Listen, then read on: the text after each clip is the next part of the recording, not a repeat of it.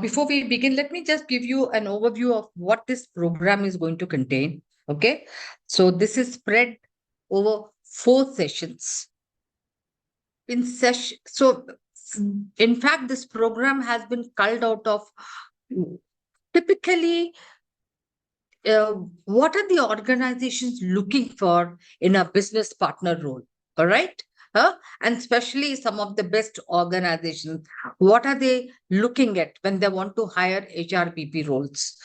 So, therefore, taking that into consideration, we've culled out a program. So, in session one, we'll be talking about the strategic role of the HR business partner, as the role says, HR business partner for the HR business partner for the business. So, how can this role be strategic? What is that we need to know? We will be talking about strategy. To some extent, we'll be talking about a strategic map, and ultimately how can HR, or how in your role can you drive or align yourself with the business by aligning your HR strategy. So we'll be really looking at a lot of technical stuff and certain tools and techniques. In the second session, we'll be talking about what are some of those competencies we require, like for example, business acumen, finance, okay, consulting skills, etc. How do we build them? Well, so those competencies. In the third session, we'll be looking at a lot of HR metrics, because these are very, very important.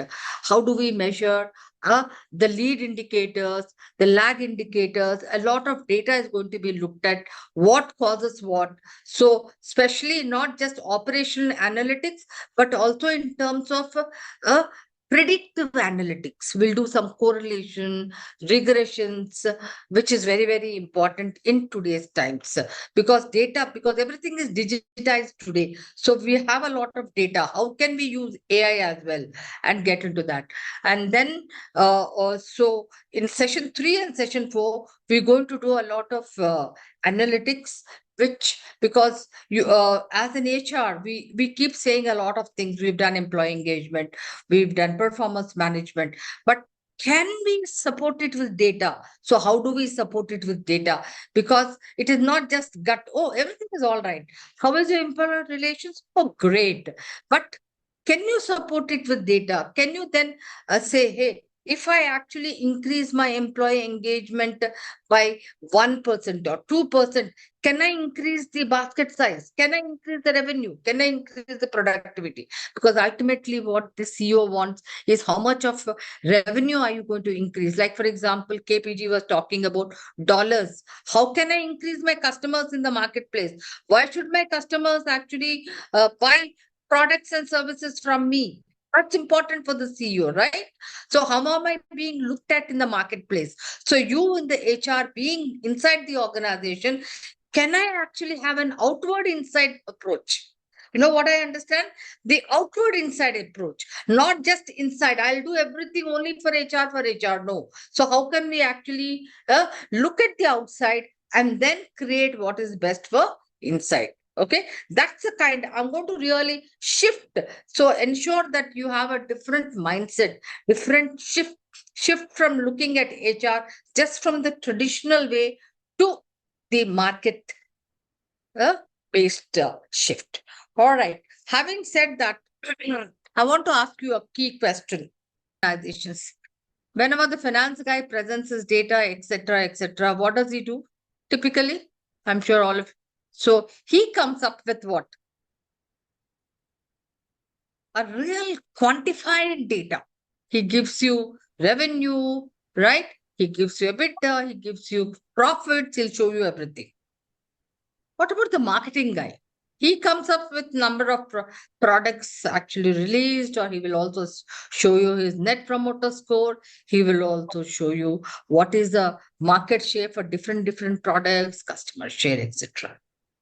The manufacturing guy, he also shows you what is my productivity index today vis-a-vis, the other industries, what is the quality metric, efficiency metrics, everything. What does the HR have to talk about? Typically, all of you. So tell me so what do we talk about? Manpower cost. How do we show? Yes, we definitely say, oh, this is our okay manpower cost. Anybody else? Performance appraisal. Somebody said performance appraisal. We talk about performance appraisal. All right. Yeah. Recruitment. Okay, we'll say recruitment. We have recruited so many numbers, right? Yeah. Okay. We talk about Employee satisfaction.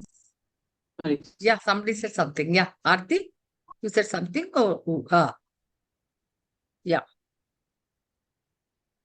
Employee satisfaction ratio we talk about Okay. this You year say, versus that year or yeah. another year. So we're talking about trends. We say, hey, see, my employees are happier this year because my ESI shows, my index shows higher index as in compared to last year's or the previous 4 years or 5 years.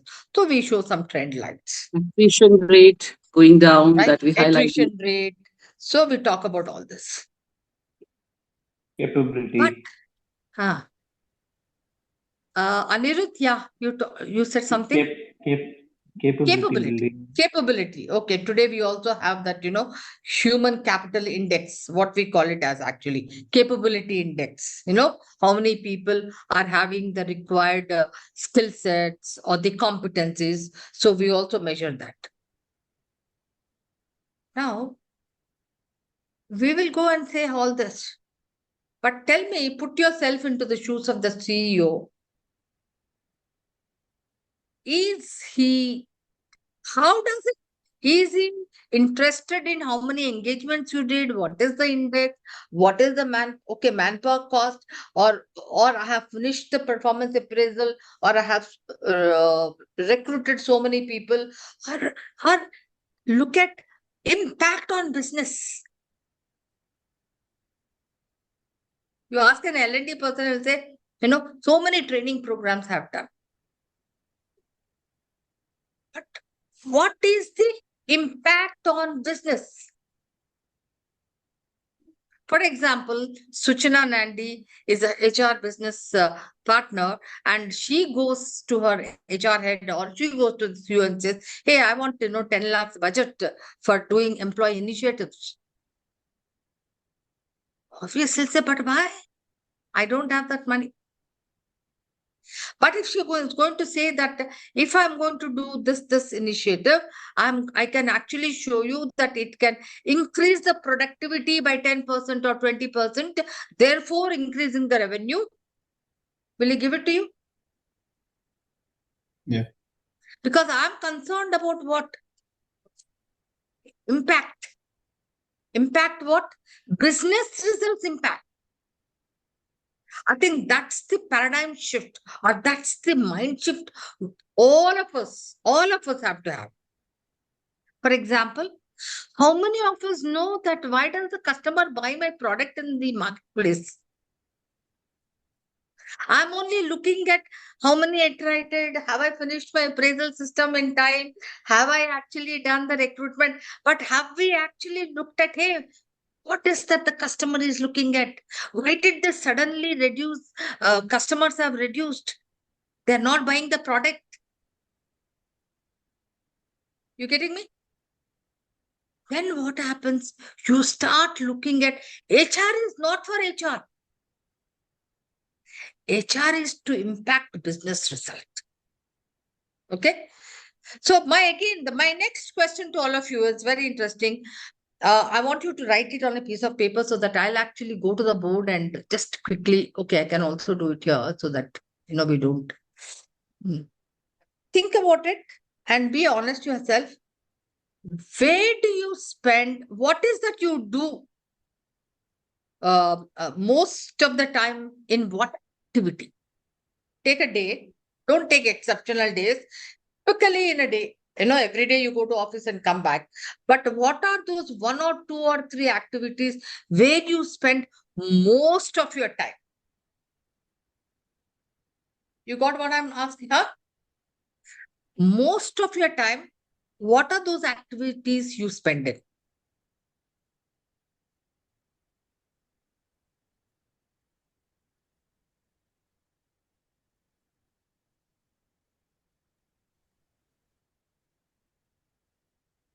Yeah, anybody? Anybody? Mm, Yeah, I'll yeah, just write the. Recruitment. Recruitment. Okay, recruitment. Somebody said most of my time goes in recruitment. So when you are saying recruitment, maybe I'm also looking at, you know, if you have a team, so different aspects of recruitment, maybe, sourcing, screening, interviewing, setting up, coordination, etc., etc. Okay, but I'm giving it the broad. So most of your time goes into recruitment. Let's see. yeah. Somebody else? Uh, for me, it is like, uh, of course, recruitment, but following up on like sourcing and following up on most of the things takes a lot of time for me. Like following up on this thing, that thing, what is happening over there, and also on some data work, like as I need to also manage contractors, I need to manage vendor employees, so their data, their EPA, ESIC, everything is happening, going their bills, on all on these things takes a lot of time. And also uh, manpower calculation, manpower data, up to date for contract employees as well. So all these things takes a lot of time for me. So can I just put everything into a bucket called administrative? Administrative, Can absolutely, I? absolutely. Okay. Anyone else? Yeah. Just to KPG, get a yeah. so I think for me, most of the time it is around coaching line managers. Though the organization is a mature organization, we have a lot of line leaders who are new to the organization. So I think they come up with their uh, previous organizations mindset. So I think Okay. it's about coaching the leaders or line managers, the shell ways and everything. That's Okay. where Okay. most of the So can time. I put it as, say that uh, somewhere between I said a credible, activist, advocacy, consulting, Yeah, yes, etc. And yes. also a little bit of what I would say change agent, Change agent, little bit of that. yes, Okay. So I'm putting your role in between, like, a change agent yes, and a credible that is developing, trust, advocacy, etc. Okay. yes.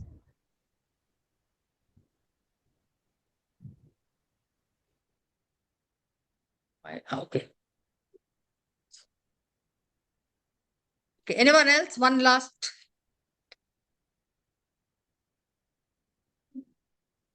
Employee investigations. Employee investigation. Okay. So when you say channel, employee investigation, what is that you do as a part So of employee investigation? Is it audit or is it checking certain things?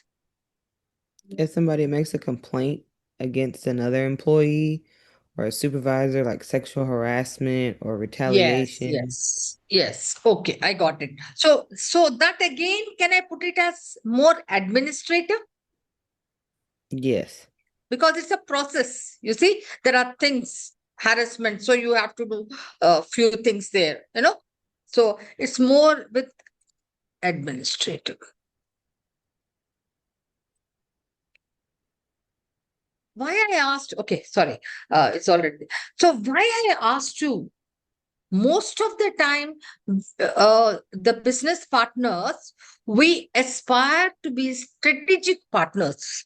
Okay, we want to do strategic, like we want to when you say strategy, we have to understand strategy, we want to add value to the business. But if you see, maybe some of you are really doing good work, like KPG said, she was doing credible activist most of the time, consulting, coaching. But you'll see, most of the time we are into just doing transactional and operational work. We are doing what? Mostly transactional is what, as of today, what is that transactions. It doesn't add any value. And operational, that is like a performance appraisal system. Hey, I have to kickstart that. I have to finish that process, right? Operational, employee, what is that? Investigation. It's an operational thing. So, well, we don't mean that these are things which we should not be doing, but yet if we have to add value, how can we also become a strategic partner? So considering that, if you notice typically, I recall the days when, in fact, for me, HRBP, when it actually came up with the title, etc., I thought it was just a glorified title. And people were typically doing an HR generalist role. In the beginning, business doesn't care about an HR person being there. But they'll say, okay, fine. I want these trainings to be conducted. What would one do? One will go outsource them and manage it. So when an HR actually just, provides through a third party, typically like a resource provider. Have you noticed? Even in today's time, there are organizations where HR is just a resource provider because the business is asking you to do everything. Now you will see that HR has also evolved in some organizations where you will add some value and you will say, hey, they're acting more professionally. It's not just going directly to the third party, but they provide certain services. So they have risen from resource provider, service provider. I'll just write that actually. So at a basic level, it's just a resource provider.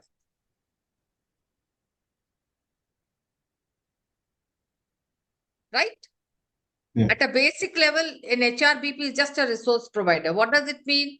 The business is asking for certain things. Number of people I want to be recruited. It's okay, fine, we'll arrange it. Number of training programs we want, we'll arrange it through a third party, etc. Then again, you have added little more value and you have become a service provider. What do you do in this level? When you are becoming a service provider, you are not actually getting everything done through outsourcing, but you are also adding, you'll say, hey, we are more professional now. We also plan, we'll do number of programs to be done. We'll do some analytics around, etc., etc. What is the next level some of the organizations have gone with little maturity? Value provider. Here, what is it happening? Maybe in some of your organizations, you are at this level, value provider. How do you provide value? Say, for example, you are saying, hey, performance management, you have to run it. You are seeing who are the underperformers. Then you are understanding the gaps. You are also giving training, etc. To a certain extent, you are kind of providing value to the business. But when we talk about strategic provider, what happens? How does it shift? Anybody, any takers for this? How do you, when an HR from a value provider, you become a strategic provider, what happens then, typically? You review data. Pardon? You Yeah, you somebody review you review data, usually the problems. You review, the problems from the data standpoint, and then you apply a solution or suggest a solution, I think. So when KPG, Kalpavalli, I'm so sorry, can never get her name right. KPG said, I do coaching, I do mentoring, I do consulting. What is that? HR action, HR activity, right? Yeah. I start questioning, why do you do that? How is it impacting business? I'm doing coaching and consulting and mentoring. I'm creating leaders. I'm creating leaders in the pipeline for the new businesses which are coming up. So therefore, when my new businesses are coming, there are already leaders there who can increase the revenue. So what does it mean? Am I connecting my action to what? Business goals, business results. Only when you connect your action to business results, then it becomes strategic. Are you with me? Don't take me for, I'm going to give you a very funny example. I'm going to a shop, okay? Huh? I'm carrying shopping, this HR shop. You know, these days you have all those, you go to fairs and all. We are doing performance management, we are doing AI, we are doing this. So I have a dementia person. She just pulling up something, putting it down, pulling up something, putting it here. Then again, I'm putting it back, something. I should not be like that HR person where, oh, X is doing X organization is doing this, so I will also do that. No, this is a fact today. We have to, oh, competency mapping. I will also go back and do competency mapping. Oh, Gartner survey. Oh, I'll also do this. What I need to know, I just don't have to have a bouquet of things and just tick checklist. Oh, I'll do this, I'll do. It has to have a purpose. Is it aligned with my business results? What you do, maybe no, it may not fit me because I'm in a different context. So now I have added another dimension. What you do, strategic provider understands what? Strategy, business strategy, and in its ecosystem, environment. Right? We all learn these new words after COVID. VUCA environment, COVID. So gigas, the giga people, especially the giga segment, because the nature of employment has changed. Hybrid models, work from home, maybe contract, different things. So if I'm working in a particular industry, what is the kind of a nature of employment I will have because of the environment? Because every business is embedded in a certain environment. Now, this HRBP role is embedded right in the business. So therefore, will I just be talking about recruitment, performance management, coaching, mentoring, or will I see that, hey, how is it aligning to the business? What results am I causing? That's the shift I want you all to make. Okay. Now, if you see the slide, have you seen the slide? This is just an evolution of HR where, obviously, because the context was different, the ecosystem was different in that period, industrial era to now we are in the information and digitized era, a lot has changed in the environment. A lot of things were stable there, but today we are in a VUCA environment, right? Where it is what? When we talk about VUCA environment, what is it all about? Nothing is stable, economic pressures, right? Instability. Huh? So the HR has actually been, if you notice the evolution from a welfare officer to a labor officer to a person. I was here when this was happening. Typically, I've seen the evolution from here, personal management. Then we talked about HRD, and we are way ahead today. Way ahead. We are saying HR is at a center stage. Why? Because it's very important that, you can be at the center stage only when you understand business. Got it? So that's the point I was wanting to make clear before I shift to my gears to business and strategy. Okay? Why we should understand strategy. Okay. So this, so where are we? Where are you? Where are you? Where does your HR sit right now? If this was a continuum, it doesn't mean that when you are at a strategic level, you stop doing admin. From to no. From and this also. It doesn't mean that you stop doing that role. Okay. But typically, significantly, where are you now? Anybody? Where does your organization sit? Suchina? Administrator. Somewhere between mix of admin and process right now. Admin, of course, is important. You can't, so you have to have, but yes. So typically, I would say most of the organizations definitely should be here today. With the kind of shift is happening, we have to be here, understanding business strategy and align everything HR to business impact. Everything we do in terms of lead indicators, whether it's our recruitment, whether it is our L&D, whether it is our succession planning, career planning, which involves a lot of processes and administration, should always converge into business impact. Because if everything converges to business impact, what happens? Obviously, productivity will be more. You will be the best employer in the marketplace. You will be branded very well. You will increase your customers. Like Chanel says, I do employee investigation, etc. If you do this, all this with the business impact, you will be valued better because you will say, hey, this is an organization which has better ethics, better values, and respect for employees, etc., etc. Right? Okay. Now, having said that, let's change gears. I'm sure all of you, considering the kind of evolution has happened, you must have heard of this guru, HR guru. Read all his books, they are very good. In fact, Dave Ulrich's HR Champion, which was there in 2019, I think he did this. I'm sure all of you must have read this, right? He talked about what? This model. Anybody who can just read out the 4 roles of an HR BP? Yeah, anybody? If you want to be very effective, what did he say?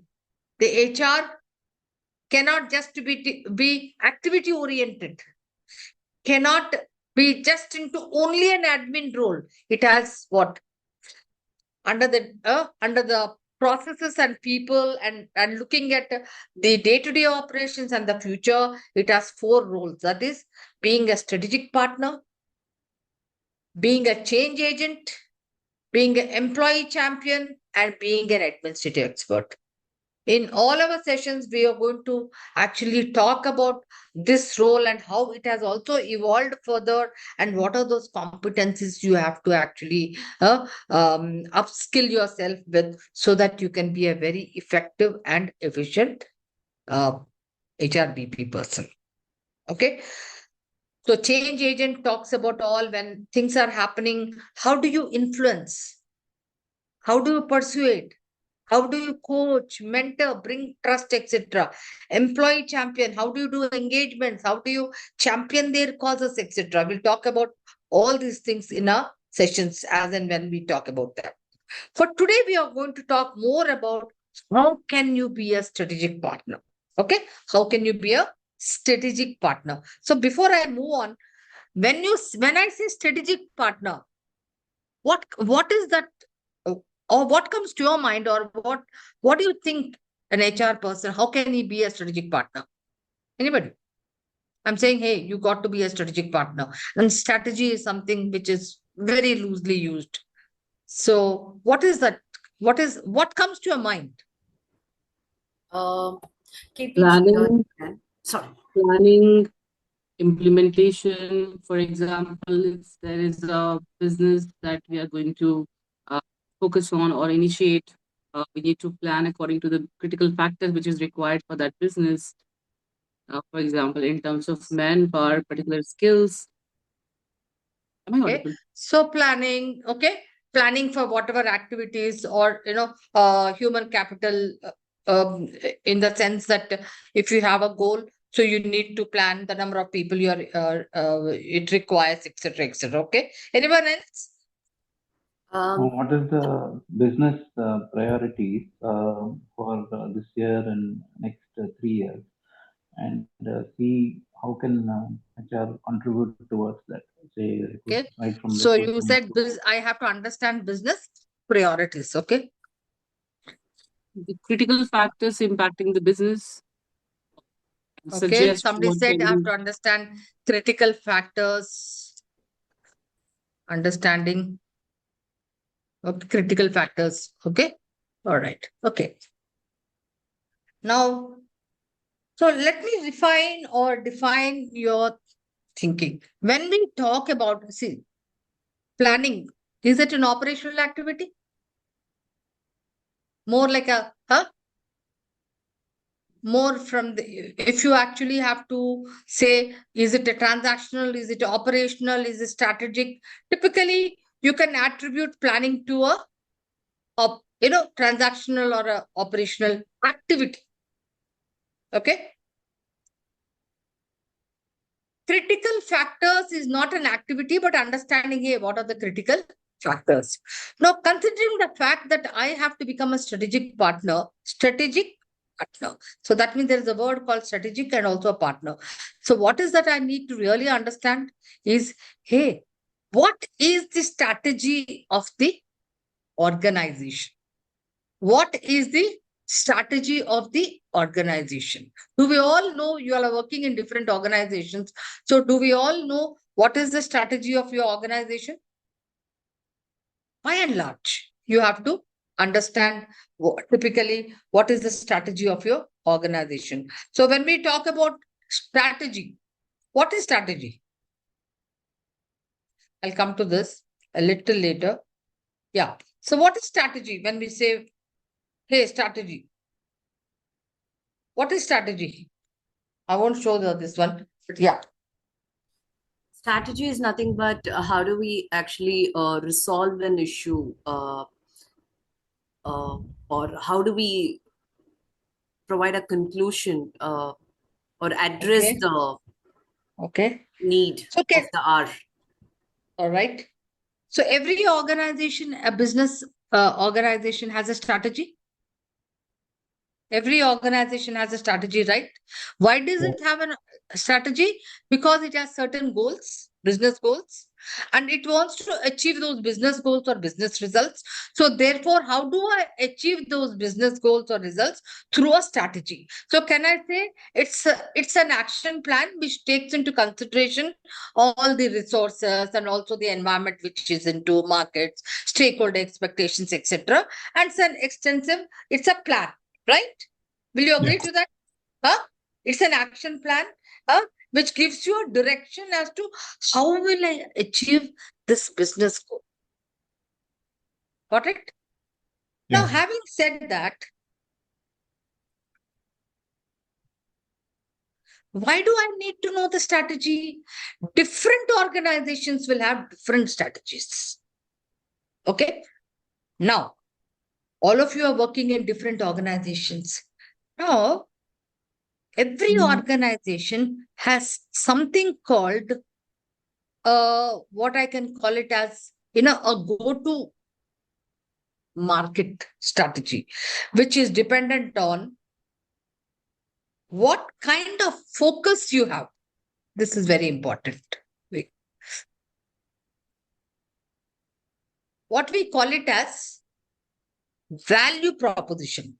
The strategy, broad strategy, then you have to understand, hey, my organization, what kind of a value proposition means, what kind of a value in terms of products and services is it giving to the customer or to the marketplace? You may say, I'm an HR person, why am I bothered about it?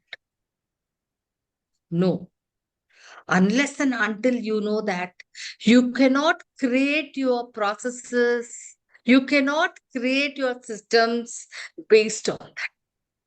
Got it? How will you align your HR strategy with that? Only when you know what is my value proposition. For example, very interesting. I'll just give you an example and then I will take you there. I'm sure all of you have actually gone to, when you have very less time, gone to McDonald's where you buy a pizza or whatever. When you go to McDonald's, what happens?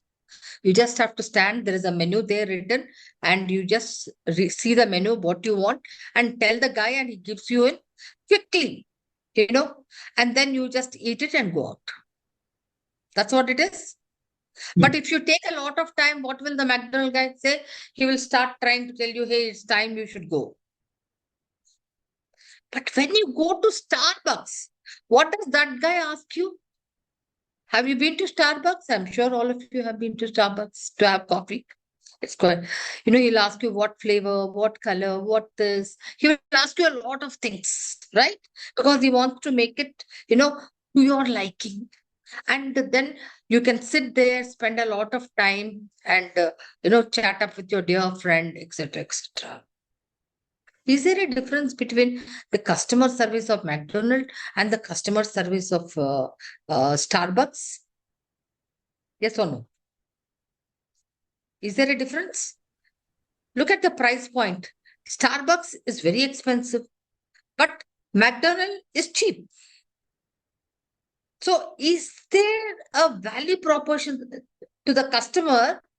What does the customer McDonald's say? Hey, I'm cheap, I'm good, and I give you at a fast speed.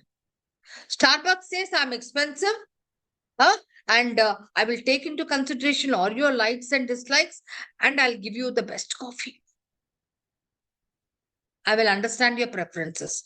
So therefore, you have to look at, if you want to be very effective, you first of all have to understand, hey, what kind of a value proposition my organization is into.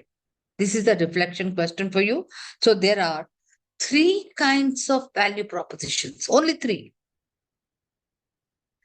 Product leadership, operational excellence, customer intimacy. Now, Google, Apple, they hire the best people with high salaries because they want to make very good products. They are not cheap. They are always into innovation, etc. Are you with me? They are offering to the customer what? The best of products. But best of products don't come cheap. Now, where is Starbucks? Now, there is another value discipline which is called customer intimacy. That means I will understand your needs and then give you. So, therefore, a company, a business can offer to your customer at best 2 value propositions, but not all 3. You can't say I'm cheap also, I'm also a product leader, I'm also customer intimate. No. But that does not mean that you should be absolutely at a very low level in one of the disciplines. Okay. So according to you, where is Google? Which leadership it is? Google. Product leadership, Product leadership. And according to you, Amazon, where could it be? operational excellence, Absolutely. And Starbucks? customer intimacy. Both customer intimacy and also product, because they keep innovating products. So therefore, when I talk about why should you understand this? Because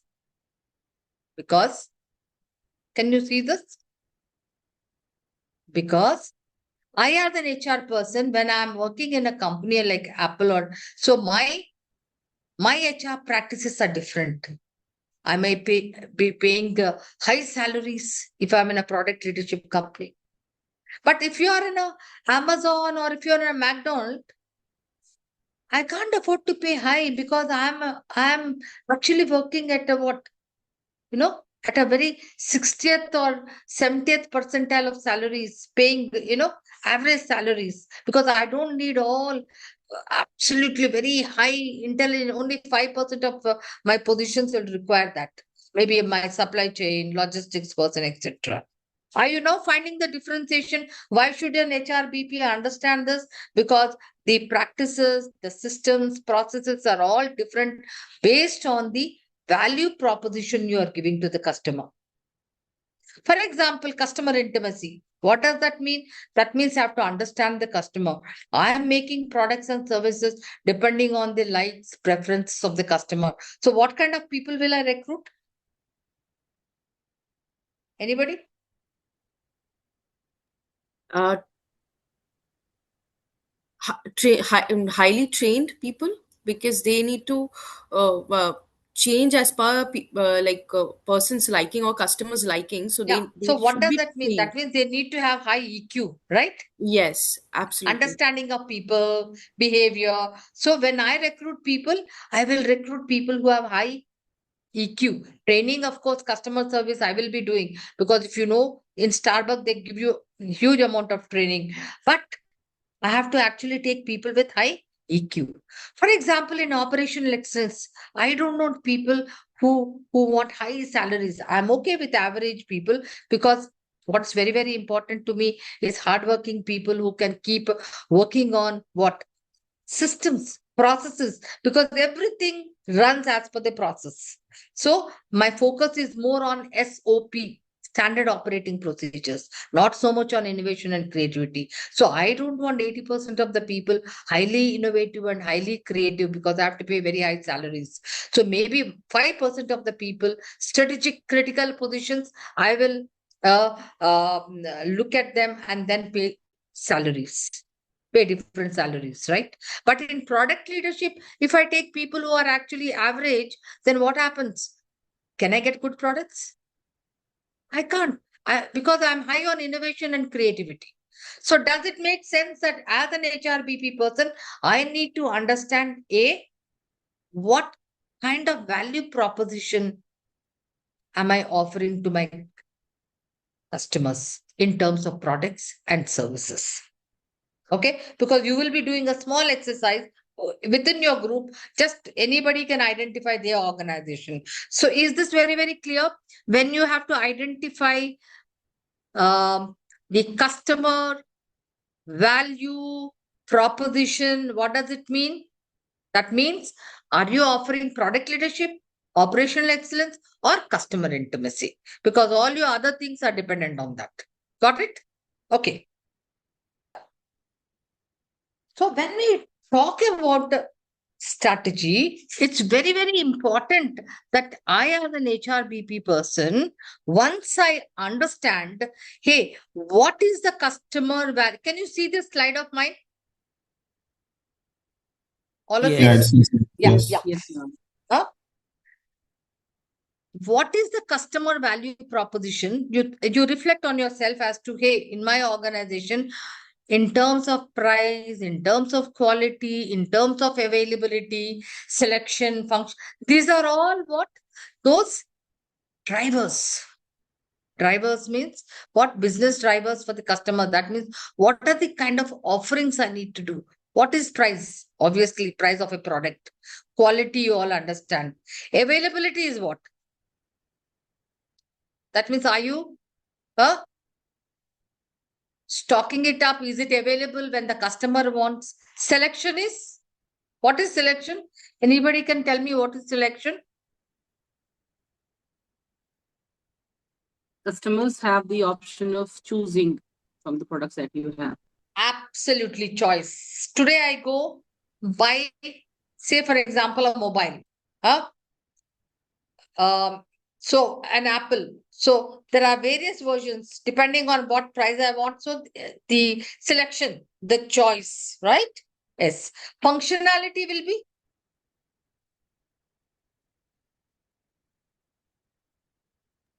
Features.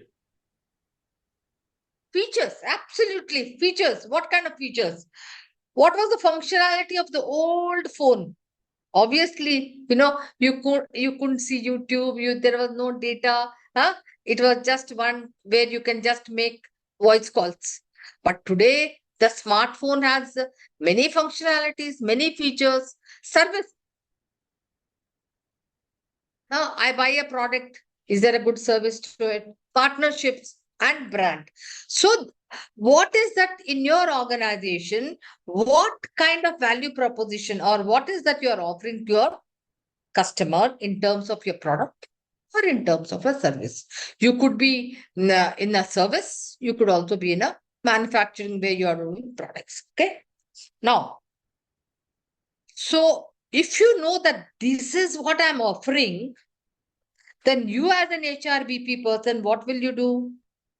You will actually hire, depending on the kind of processes which will go into making this product, the right kind of human capital. skills and competencies, the kind of training you will give, the kind of technology, and the kind of culture. So this is how you are aligning what you do to ensure that it fulfills the customer's value proposition. In turn, it's making revenue. And typically, it is also called a strategic map. Have you heard of this strategic map? Anybody who's heard or not heard a strategy map? Just yes, no, whatever. No, not heard of this strategic map. Nobody ma'am. has heard of a strategy No. map? No. Huh? No. Okay. Even if you don't have, you can create one for yourself, a blueprint, so that you can be very effective and efficient. Okay. So, what is the strategic map? Simple. You don't have to understand too much about it. What is it? It is a map which helps you to understand the cause and the effect. Simple. I'm using two words. What is that? Cause, effect. What is effect typically when I say effect? I'll put here effect. What is effect? Impact. Effect is impact. Absolutely. Absolutely. What is the CEO interested in? What impact? Have I made my revenue? Right? Have I Yeah. increased my profits? Have I increased my EBITDA? Have I increased the shareholder value? That is the effect, impact. The CEO is only interested in lag indicator in terms of revenue, EBITDA, etc. Cause and effect. Cause. What are you interested in? When you do a performance appraisal, when you do coaching, when you do consulting, does it cause it? Say, for example, I want to improve what?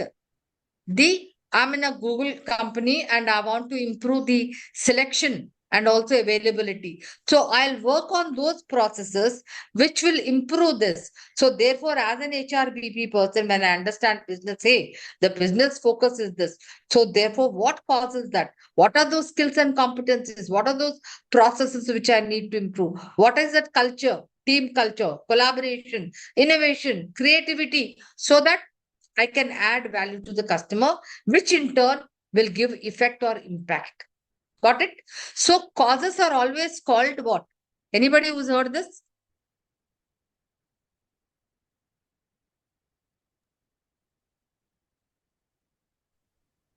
Why am I very particular about it? Because as an HRBP person, I need to understand what is that I'm doing. Does it cause the impact? Example, simple example. Somebody said employee satisfaction index, right?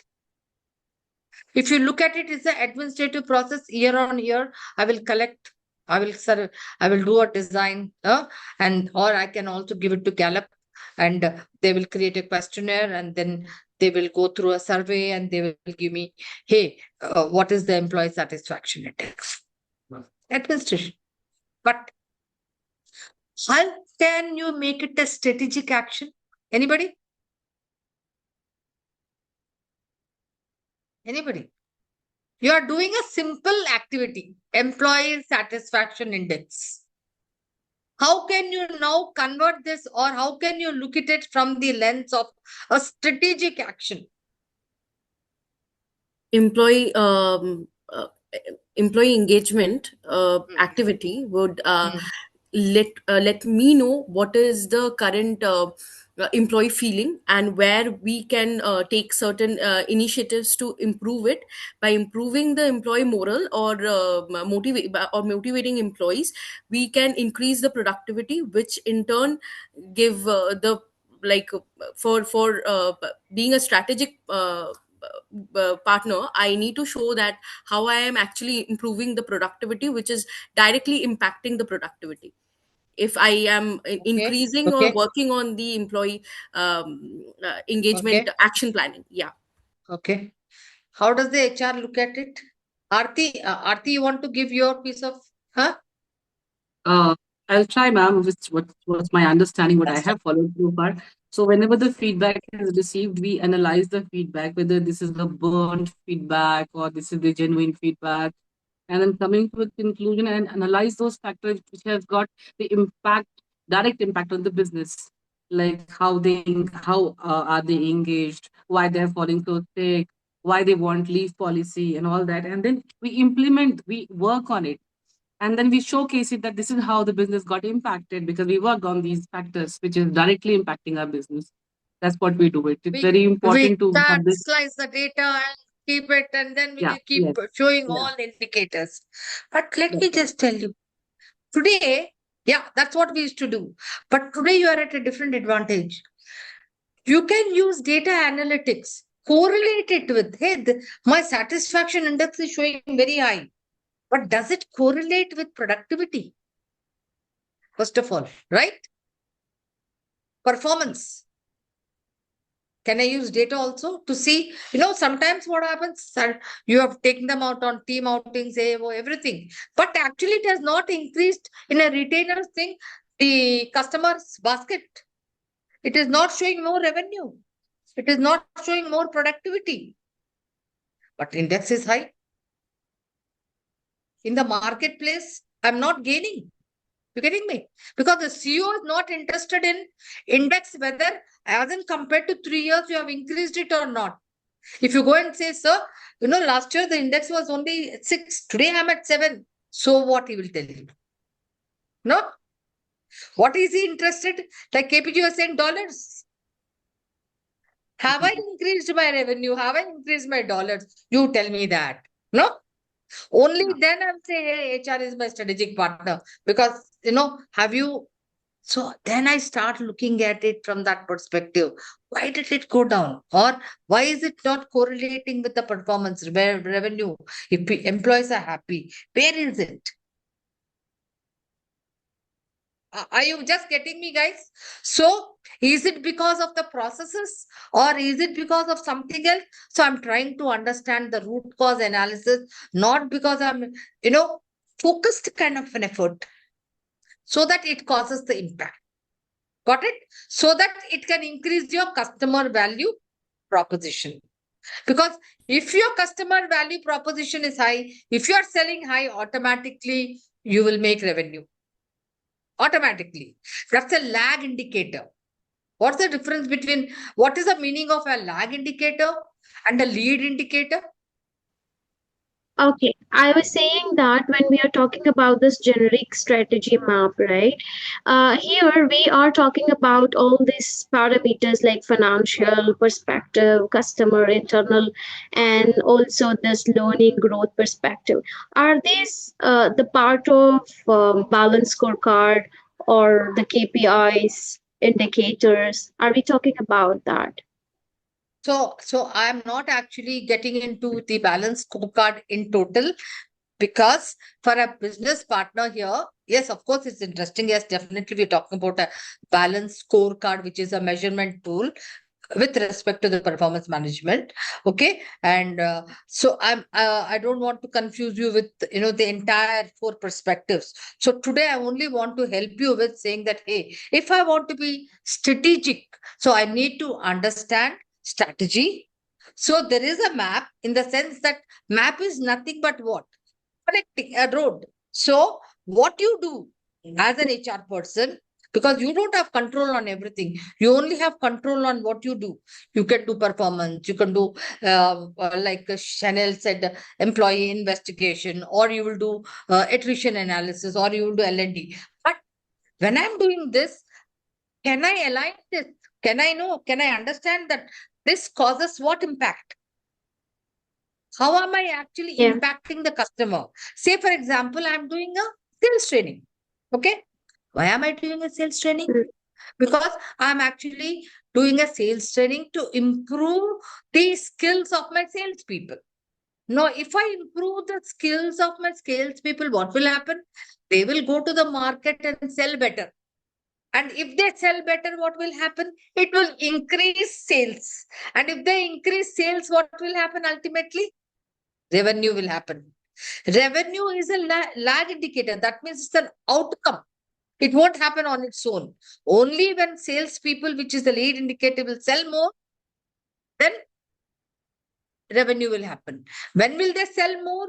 Only when they're equipped with the right kind of selling techniques. So I have understood that, you know, improving their selling techniques is a business driver to improve sales. So I, as an HR person, I will ensure that they get the appropriate sales training. Not because I just want to give sales training, I have to complete my budget. Are you with me? So how do you But become how do strategic you, safe? Yeah, somebody else. Yeah, Anirudh. no, I'm saying how do you attribute the increase in sales only to the training? It can happen due to various factors. Market is conducive, or say a better suitable environment. A price drop Yeah, happens. absolutely. But Those how? things are also taking into being, they will be considered.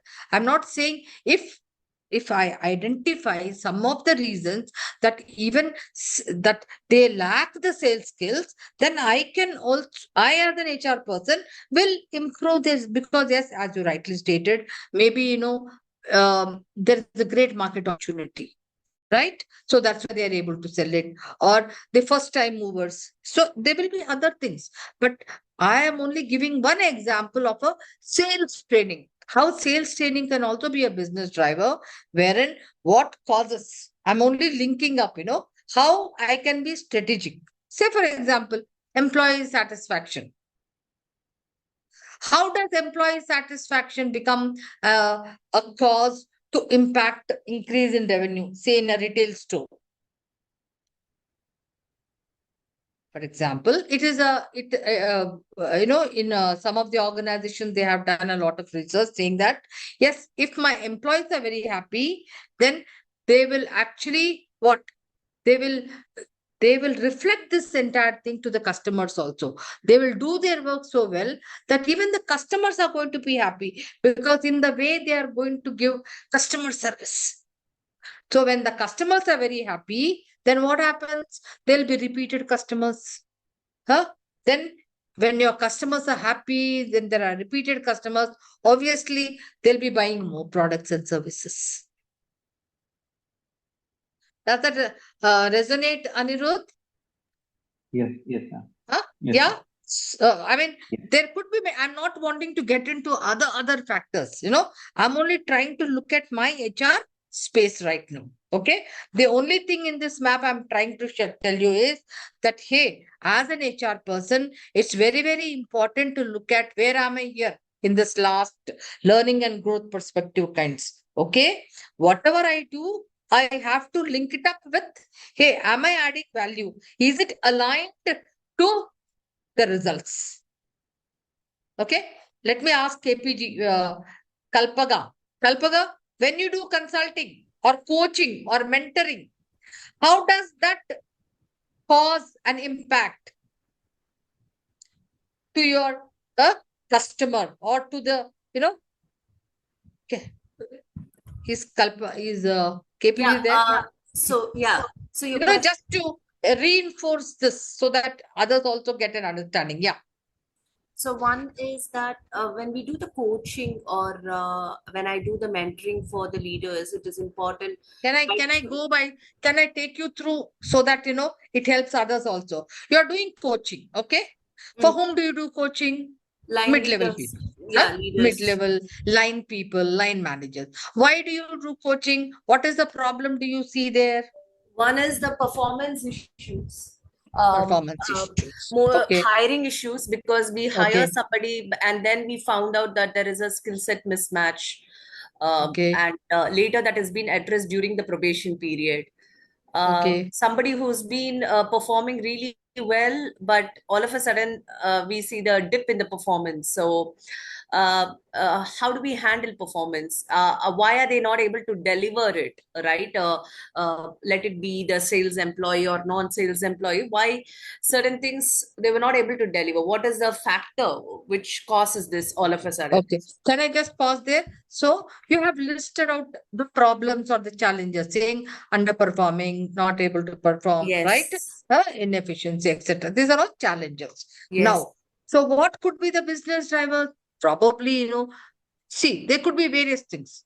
Yes. One is, okay, not equipped with the right skill sets, right? Yes. So you are trying to find out, doing some exercises, it could be a fishbone, some techniques saying that, hey, let us find out the root cause analysis. Okay. It also could be from the recruitment side, you have not actually selected the right kind of people, not Yeah. filtered well, Yeah. certain filters. So therefore, on the board, you have got people who are not able to do the jobs. Hmm. So having said that, then, so once you have understood the business drivers, what are business drivers? That means what is that I need to do to ensure that the business results. When HR takes action, so you are taking action in terms of what? Coaching, counseling, mentoring, and saying that, hey, can I increase the effectiveness? Can I increase the performance? Yes. Which can cause an impact in terms of performance, productivity, etc. And Which sometimes, in turn, to be honest, yeah, it also goes deep down to even understand, is it really performance issues that the line managers are looking into or something else, right? there could be various issues. I'm just Various giving a issues. performance. There could be even behavioral issues. There could be, Exactly. I know everything, but I don't want to do. Then what will you do? Okay. There could be both issues. So there will be many issues, other things. All Yeah. right. So I'm just trying to connect, saying when I say map, what does it mean? Chain. What you do, how does it connect with the impact or Impact. result? Yeah. Cause, effect. Effect. Yeah. Okay. Hey guys, before you break for a small tea break, I want you to do a group exercise. Okay, a group exercise. What is this group exercise? It's just a 10 minutes exercise so that you will understand. You are 5, 6 people. Please, you will go to a breakout room. You can identify whose organization you want to pick up. Okay, anybody's organization. You just write the name. I'll give you a format also. Write the name of the organization, and then next, right? Based on the product or services you are offering, which customer value proposition you are into. Is it product leadership, or is it customer intimacy, or is it both, or is it operational excellence? Okay, one of them. Then after that, you write, hey, what are those things you are doing? Okay, in order, how is it linked to the strategy, business results? Got it? Just choose any one organization.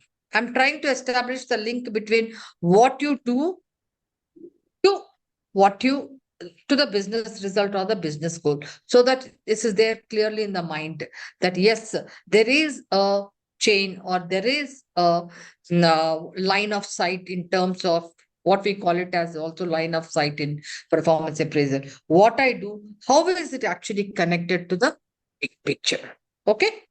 Got it? Is it understood very, very clearly? I don't want to go deep down and understand, explain balance scorecard, but at least right now, if you understand your organization, whether it is a product leadership, whether it is operational excellence, or whether it is customer intimate. Two, then um, uh, what is that you are doing in enabling to achieve the result? That's it. Okay. It will just take 5 or 10 minutes. Any company. Aarti, over to you. Yeah, I was sharing it, but then when I saw the sample, I think my problem is solved. My organization name is Krishna Transnational Marbles, and we deal in marbles, granite, quartzite, precious stone, and this is the product which is expensive, and high net worth individual they buy it, and the architects, project people they buy it. Now, coming to the business focus, of course, I'll go one by one. The current business focus is growth, revenue. There's a target which is given to the sales team, and all the support functions are on their toes to support these people. And I'm not sure by March end how much they're able to do it. So at present, the only one focus is to do the revenue generation, revenue growth. Financial targets. And second is the customer acquisition in terms of repeat customers and the references. So this is another way to get more revenue. to reach certain market share is one target that the company is looking for. And this is the business goal. And business drivers are, of course, good sales, excellent sales. And what else?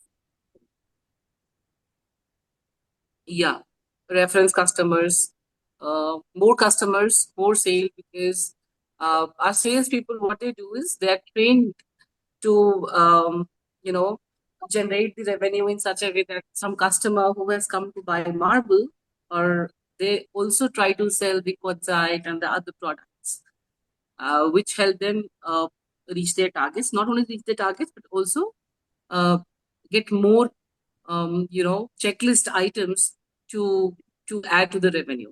I don't know how to say it.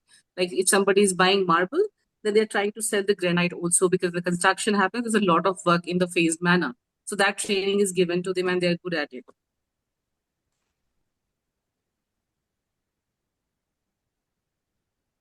So customer, that's why I'm saying the sample is already given my answers. These two are more, but plus also if I talk about the HR drivers, I would like to add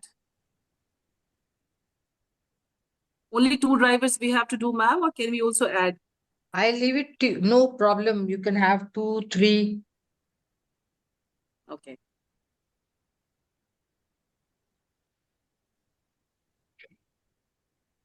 Third, I would like to add, which our management is focusing too much on for these days, is not only the sales increase, sales growth, but the number of customers. Third is the review of the customers. This is one of the business drivers that we need, the word of mouth and references. So I would like to add the third point is customer feedback. Not just one time customer involvement, engagement. So these are our business drivers.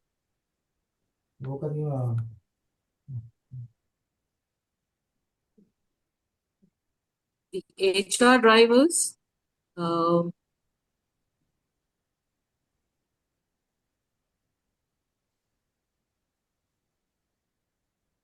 conversion ratio, how HR can help the salespeople to to convert the sales ratio, increase the conversion ratio, and hiring good people for sure. That I have got a lot of targets to hire quality people in budget, and they should be productive as early as possible, as quick as possible. So that is our HR drivers. Plus, third thing is in HR driver, I would also like to add the third point is the retention. Because once we hire good people, we also need to retain them because they know our business strategy very well. And this is a very highly competitive industry where there's so many options available in different, showrooms.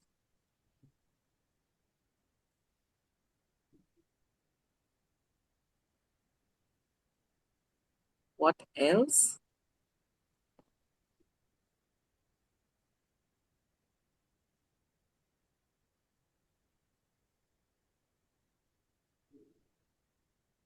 Now I have to convert business driver to HR drivers.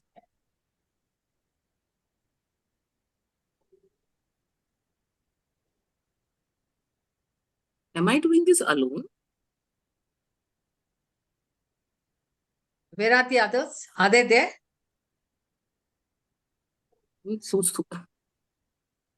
Suchana is there for sure because she's typing.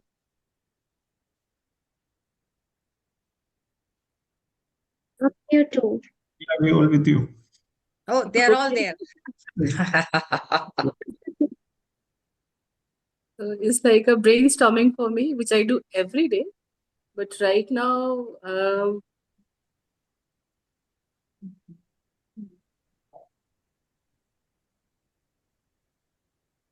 So I have missed, I think, business drivers. Is that something that I've missed? Thought you wrote. Yes. I wrote the business focus basically, as you said, like more customers, more sales, So you can influencing write, customer. Huh? Suchina, you can write sales conversion as a business driver. Sales conversion. Yeah. Okay. And more business leads, More second business. point. Because once the business leads come, the sales people are gonna convert it into sales. Mhm. So more business. Hmm. Then third, I had said the customers' feedback, very important. Customer? Feedback. Yeah. Oh, that I have written We down. document customers' feedback. That I've written in the HR driver. Right. Yeah. So like now, if I transfer this business drivers to HR drivers, what it would be like? Mm. HR drivers will So be like quality hiring, yeah, yes, quality hiring and is there. retention. Sales conversions, for sales conversions, what Skill will of salespeople so that they could Sales training we can mention. Yeah, learning and development. Yeah. sales training then? Yeah.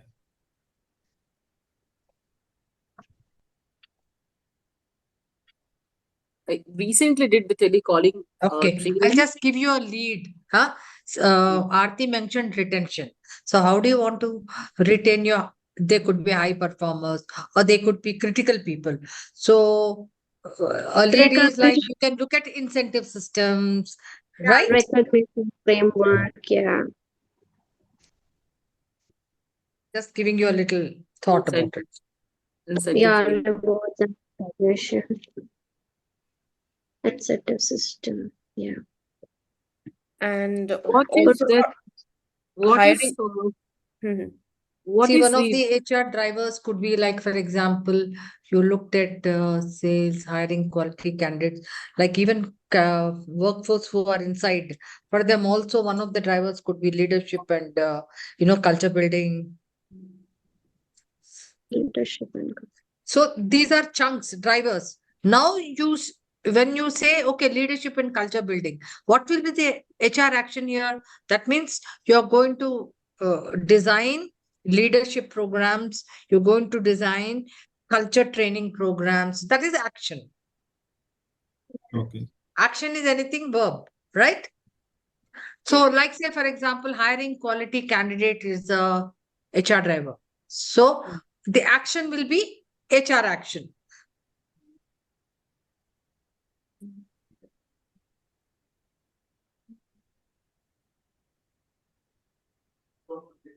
So good sourcing would be hiring quality candidates would be an action like HR action or Absolutely. maybe That means you will then associated what will with. be Hmm. yeah, you said good sourcing.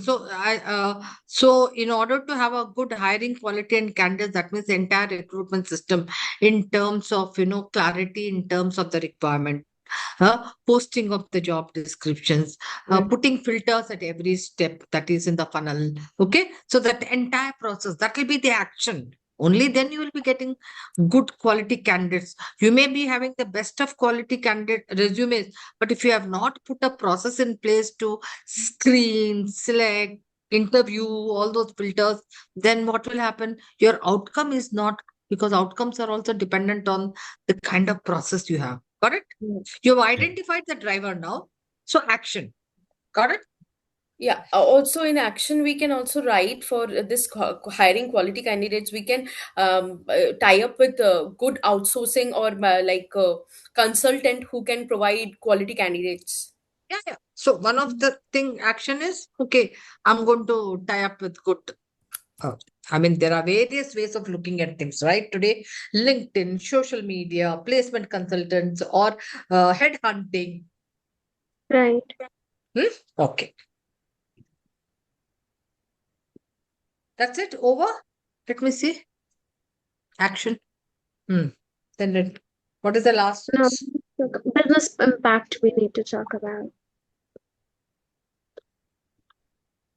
Impact is important, right? Yeah. Mm. Is it creating just 10% impact, 20% impact, or 50% impact? Huh? You will also get your incentive and increment based on that. Outcome based incentives linked to business results. Very soon that's going to happen. That is step 6. Step 6 is missing over here, I guess. Yeah, yeah. So we'll create one business. Okay. Step Step 6 is business is impact, right? business impact. Yeah. Business impact. Okay. So check. So, yeah. Yeah, business impact.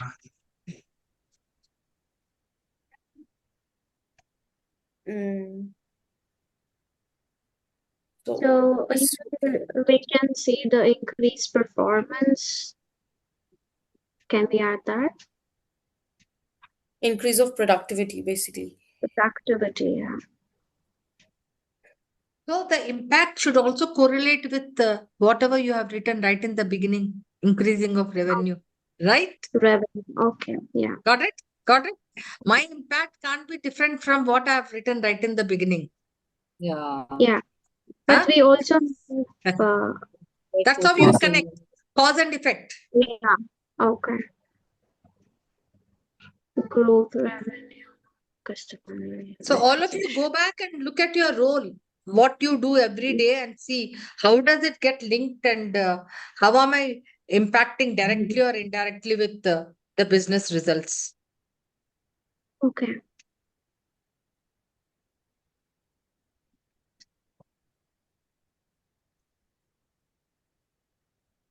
Okay.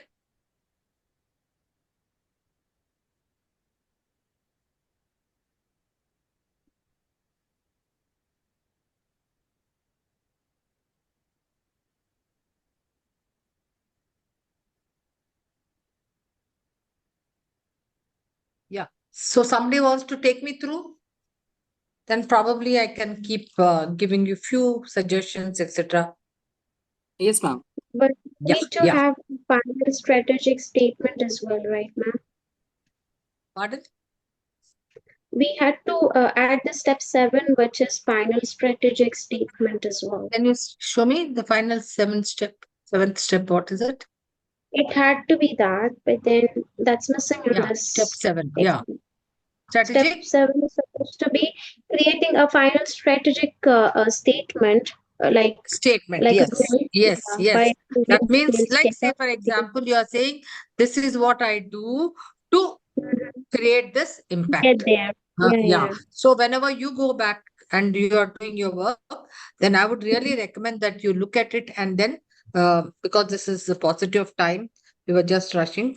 But I think it makes a lot of sense if you start looking at, even if you're doing something like just an employee inspection or anything, how does it connect to the, I mean, business goal, any business goal you have identified. Okay. So let's go through the entire thing and then we can maybe add more points here. Aarti wants to take me through. Yes, ma'am. Yeah, yeah.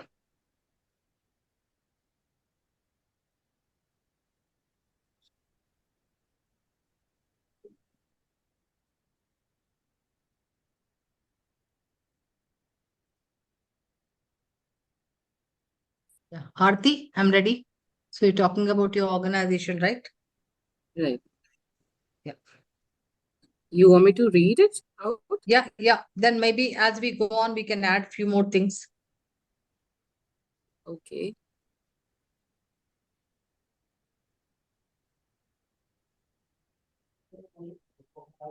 I'm struggling So with you it. talked about the marble company, right? Okay. Yes. And Yes. then you said that as a business, you all want to grow in revenue, grow in market share, grow in number of customers, grow in number of acquisitions, right? Okay. Right. So therefore, in terms of, what could be some of the business drivers? It could be new markets. It could also be expanding because how do you typically sell? So typically people sell, through distributing channels, right? And then one could be like, increasing your sales force, which you have written already, that giving them some kind of skill set so that they can be very effective. You could also be increasing your revenue through various networks, alliances. So one is expanding your sales and market. That is one way of looking at it. Then, if you want to increase revenue, you can also look at not alternatively complementing it, your own product and services competitiveness as well, right? By attracting and retaining more customers. So, a little bit of a product innovation or better quality, differentiating features. In that way, also you can increase. Then your own price commercials. I mean, these are various ways of looking at things in terms of growing and revenue, where I said, that your offerings in terms of product and services, price, quality, what is it, availability, choice, etc. Maybe you can have, when I said choice, low value, high value, right? So that you can increase volumes at a low value, all that stuff. Then once you have done that, then you are looking at what could be your HR drivers, right? Which you also wrote, that what are the business HR drivers which align with your uh, business drivers. That is hiring strong sales teams. That's very good. Your recruiting, lateral hiring, campus hiring. You could do branding because you want to attract, retain people. Then increasing capabilities. That is something you have written again, to increase your sales conversions. So even performance management alignment you can look at. You can look at incentives, compensation. You can look at leadership growth. You can look at, so what are the various things from the HR perspective that I can directly look at and align them to increase my business drivers. So then once you have identified that, then you are looking at action plan for the HR. So even there you prioritize in terms of your budgets, in terms of what is feasible, etc. One, it's not that, oh, I have a bunch of things, I'll do everything. No, you need to also see something, what is the low lying fruit, what is that immediately I need to do, because the CEO is not going to give you budgets for everything you want to do. So you also need to look at what is the low lying, right? And which will give you immediate results, and long term, short term. That's how you prioritize and create a action plan. So when you ensure that there is a connect between the cause and the effect, or there is a chain which says, hey, if I do this, this is going to get impacted, then surely I think you can then tell your CEO that, hey, see, this is the kind of an impact what I'm doing. Whether it is a simple thing like even employee engagement, or even doing something like an attrition analysis, or something like an employee inspection, everything can be converted, translated into business impact. Any questions, guys? I actually simplified this so that you can really understand what is that you do to ensure that there is a alignment and there is a business impact. And the business doesn't say, hey, you are only just doing some activity. Okay? You are looking at outcome. What is the outcome? So there are two things: performance drivers or the HR drivers, and outcomes. So the performance drivers become the lead indicators, and the outcomes are the lag indicators. Okay? Any questions before you break for tea? Just one question here. Please. Yeah, so I wanted to understand, like, as we understand the entire thing for this particular case, what should be the strategic statement which we have missed over here? So, what should be the strategic statement?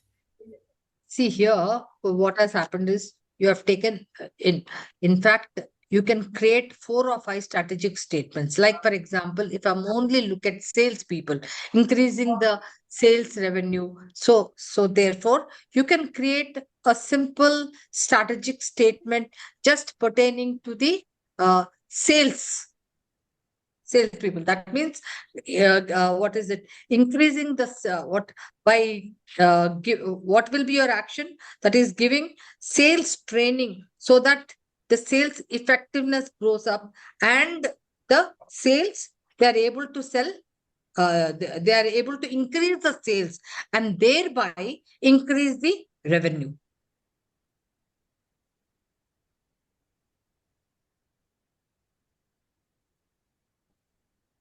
Which in turn helps to don't go to the outcome itself, go step by step.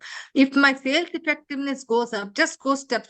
What will happen? I'm able to increase sales. Conversions, yeah. No, that is increase the market share also, right? Right.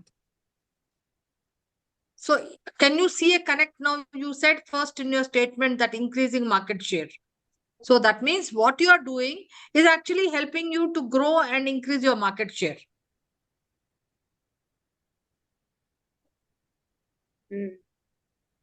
Say, for example, just for example, I'm actually an HRBP for my salespeople. Now there are new products which have come up and I'm finding it difficult to. So the business focus is that you have to increase the market share in the virgin area, new area. Anyway, in the old area, that will keep growing because people know about the brand and all. Got it? Now you as an HRBP, what will you do? So looking at the business driver, the business focus, the focus is what? Increasing the market share in the virgin area. Virgin area means where you have not sold, or it could be in selling new products. The Potential strategy for market. selling new products will be different as in compared to old products. Agreed? Yes. Because it is easier to sell old products, but it is difficult to sell new products. So therefore, even your what is it targets and all that will also be set accordingly. It won't be that you'll be giving them very high targets. It's a new product. It takes time. Even when your new employee comes on the board, you will give him what 30% or 50% margin for 6 months. Your productivity is not going to increase. You will tell him he can be between 40% to 50%. Only by the end of the year, you will expect him to reach 100%. Right? Ma'am, there could be one more strategic statement which can be creating some competitive advantage, because let's say marble or any these kind of product, we have a lot of competition, so we need to show some kind of competitive advantage in order to sell more. Yeah. Now we are saying if you're wanting to create competitive advantage as an HRBP, what are you going to do? Right? Yeah. Absolutely. Can I add one more thing which is very interesting when somebody said competitive advantage? Okay, just hear me out now. Competitive advantage, somebody said. How? As an HRBP person, everybody talks about competitive advantage, but the business says, I want to differentiate. The business says, hey, how do I create that kind of a competitor? Now, as an HRBP, how can I do that? Now, say, for example, I'm into retail shoes. Okay. Say I'm into a shoe company. Got it? Now, what I will do, you'll say, hey, why should I do? I'll go to the customer and see what are the customer preferences, what is he asking for, how is he liking it, what, and I will see how my what is this, the sales guy is responding, what is he doing, how is he selling. Now, how do I create a competitive advantage? What are those extra skills, persuasive or effectiveness skills? I'm giving some skills, capabilities. No, I'm ensuring that I'm going to that point where the customer is there. What are his preferences? Got it? Understanding them, then building accordingly, designing a program so that he's able to sell. Starbucks, how they differentiate from others. Why do you think Starbucks is so well known? Why? Because the kind of training those sales guy get is understanding the person's behavior, his body language, who comes to you, what does he say, how do you respond, what should you be asking, Even if he's not buying after the conversation, has he left feeling good? That's very important. How can you know that? Only when you know the customer, right? So today, HRBP is not just sitting inside your cabin or sitting inside your organization and saying, I'm going to do HR. No, please go understand the customer. No, whoever it is. Little bit of that outside, then only you'll be able to be very effective as to what you do. Then you can align with the strategy, because otherwise the business will say, they don't know anything. Yeah, you get me this person. Sometimes they even tell you, no, I want this person only for this salary and this. No, you should be able to actually, and they will trust you. Like, KPG was saying, they will trust you only when you start understanding the business and saying, hey, these could be your challenges. And when will you understand that? Only when I go and sit with the customer. Okay. And let me tell you guys, you just can't say I'm an HR person and I don't know business. If you're working in your organization, you have to understand the first and fundamental thing. How does my organization make money? That is important. Say, for example, when I was a senior vice president for Sutherland, I had to understand all my business processes. How do they make money? What is that? Because only then you are able to then design even incentive systems or design even performance management systems or design even anything, right? So the fundamental thing is, how is this business making money? Okay, a break. I want to give an example. I know Indigo went through something. Let me tell you, for so many years I've traveled. Which is your most preferred airline? Still Indigo, no? Yes. Everybody says Indigo? Yes? Okay. Why do you think you choose Indigo? First is the cost. Cost is a Absolutely. factor. Availability is a factor. And frequency is a factor. Frequency, choice, Even punctuality. choice. Huh? Right? Yeah. Now, how are they able to fulfill this customer value proposition? So that's the customer value proposition. What? Punctuality, cost, huh? Choice. I can go from anywhere to anywhere, anytime. Everything is there, right? On time, huh? Departure, arrival, everything. Now, how are they able to deliver this customer value proposition? So it cascades down. Got it? Why? Because if I have to ensure that is on time departure, arrivals, then punctuality, choice, etc. My ground, that is the HR part, skill sets, team building, culture. Have you ever noticed before the flight comes, these, departure people line you up, they do everything, 80% of the work is over. Why? Because you make money not when the flight is on the tarmac, when the flight is going in the air. So turnaround time is very, very critical. So they ensure that the turnaround time is less. And their metric standardized it, the processes. So have you noticed when the plane comes, ground staff, fueling, maintenance, etc., departure people, arrival people. So the turnaround time is fixed and 99% of the time ensuring that it is within that. Are you getting me? So now you know that if I have to be strategic, HR has to be strategic. The kind of training they give, team building, ensuring ground staff is all lined up. So all these things matter. So that's how you can be what? Strategic. Your HR can be strategic. Not that I have told something to the customer. How do I fulfill it then? How does Google give you in every 5 years or something new, now you have this iPhone 16, iPhone this. How do they afford to do that? Tell me. I'll just leave you with after this example. Tell me. Product innovation. Product innovation. Does it happen in the air? No, with the So quality. the HR ensure that innovation and creativity is very critical for us. So therefore, the recruitment processes are very, very stringent. I don't mind 300, 400 engineers going through. My filters are very good, but I have to ensure that they are the best people. Correct. right? And then not enough, then I give them the space. My work processes are such, my evaluation system is such, my performance management is such, my employee engagement is such that they're able to create and innovate. Got it? Yeah. So there is a business impact. Okay. All right, guys. So I think that's it. So I'll leave it to Vilma. How much time she wants to give for the break? 10 minutes? 47? No, 48. So we come back at 5. Is that okay? So I want to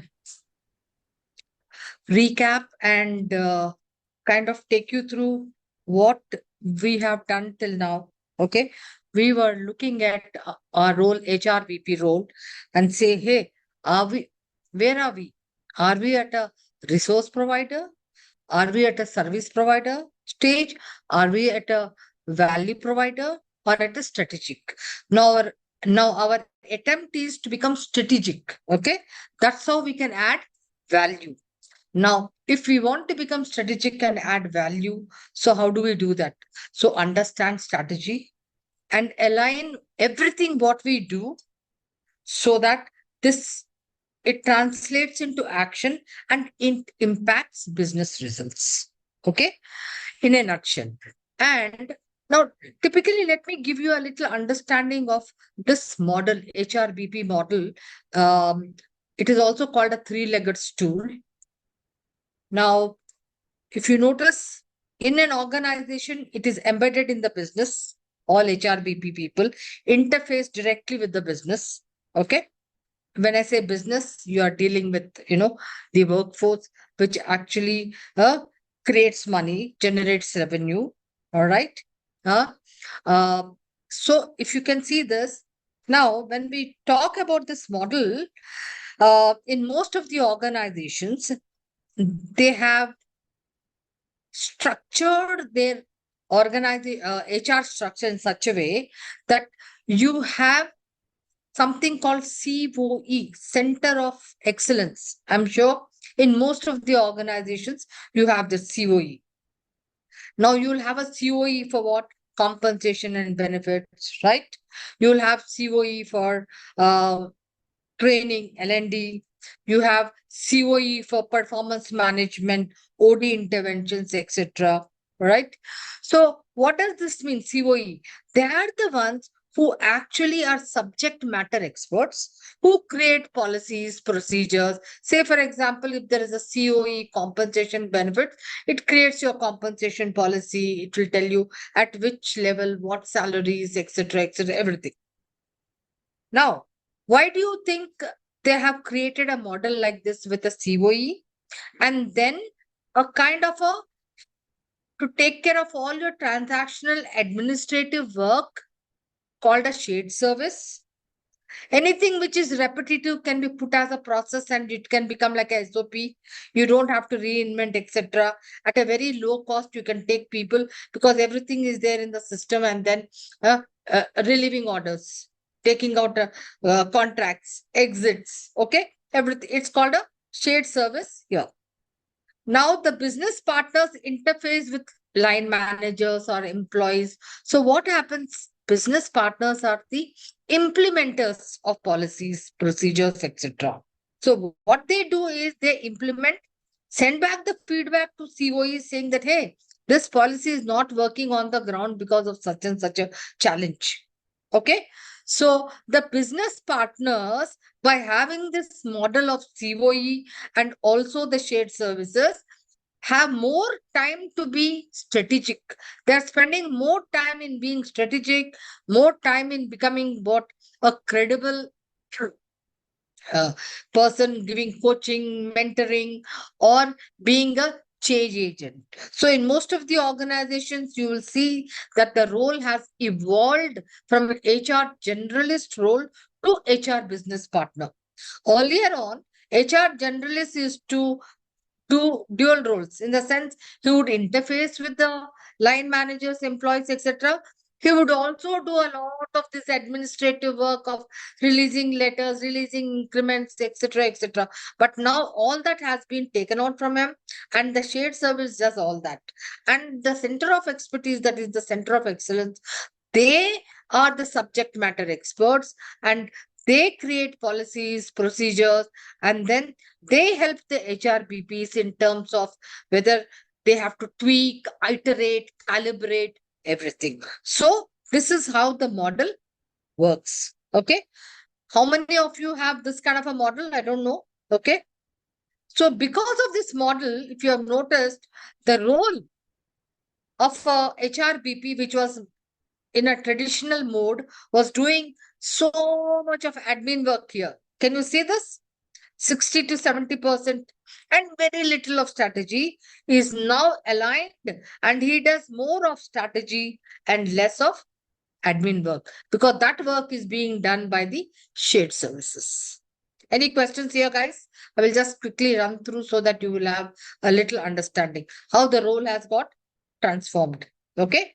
Now you are more in terms of what? Defining, assessing, and developing mode. Okay. Yeah. So in order to be a strategic partner, in fact, I talked about the Indigo Airlines, right? Saying that, in to reduce their turnaround time. Okay. What is the customer value proposition they give? On time delivery, and low cost. And because it is increasing the number of travelers, then it is giving increased revenue, more customers at lower prices. Okay. So in order to do this, what are some of the competencies you think are required to be strategic?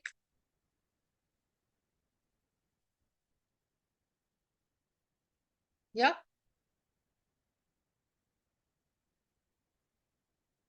Business acumen, right? So some of the competencies which you think the HRBP should have is business acumen, data literacy, some amount of financial awareness, stakeholder management, and employee experience. That is, hey, how do I collect the data? How engaged are they, etc., etc. So let us just take one of them, business acumen. What if you were to assess yourself in the current role?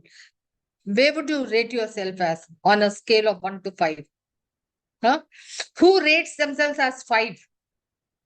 Anybody who says I'm 5? Nobody. Okay. Who is 1? Huh? Nobody.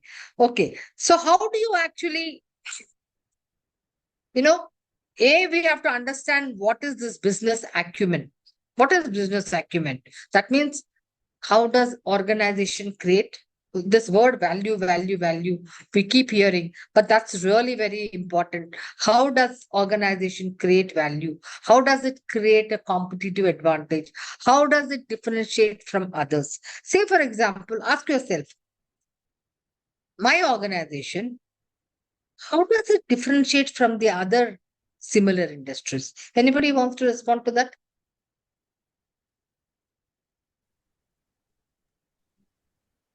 Soumya, what is your organization into? How does your organization differentiate with the other similar industries?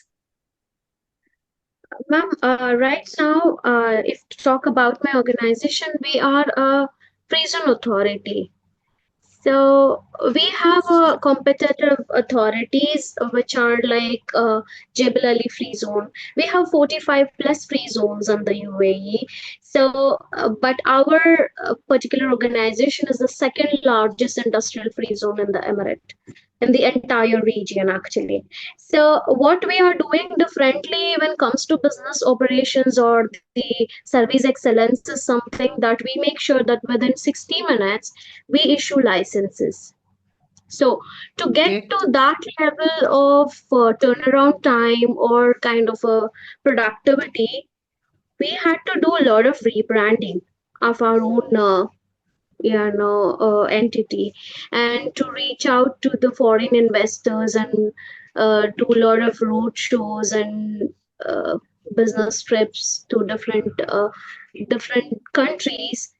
It led us to who we are today. We have more than 7,000 investors. So Okay.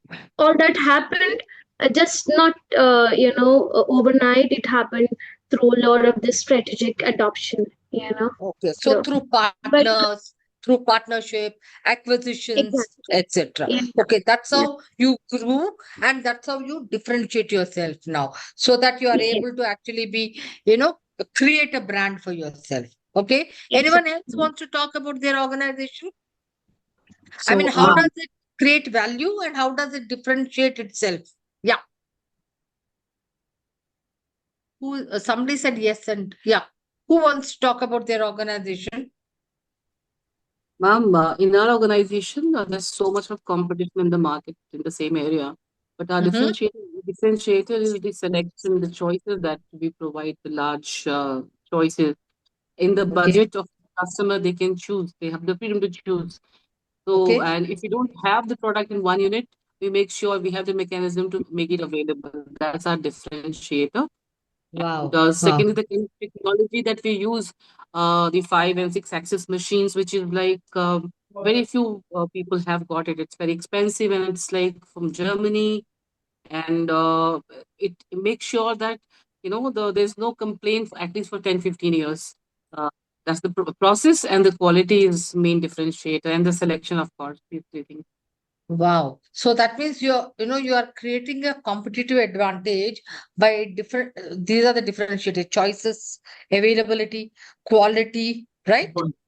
Uh, Great, great. That's something. Like, for example, let me tell you, Amazon. What does the value statement say? How many people don't buy from Amazon? Or how many of Anywhere, you anytime. buy from Amazon? Anywhere, everyone. anytime.